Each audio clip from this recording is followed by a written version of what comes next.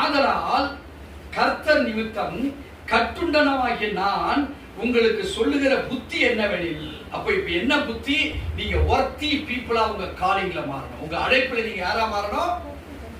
ஒரு பக்குவப்பட்ட, ஒரு பலப்படுத்தப்பட போகிற, ஒரு ஸ்திரமாய் வாழப்பட போகிற.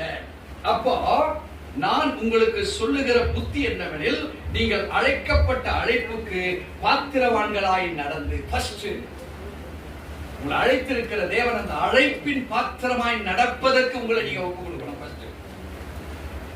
தேவனுடைய அழைப்பு எதற்காக?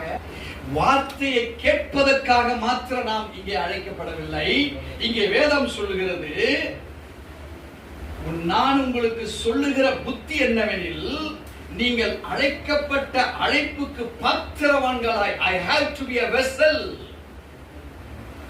to fill the words of the God.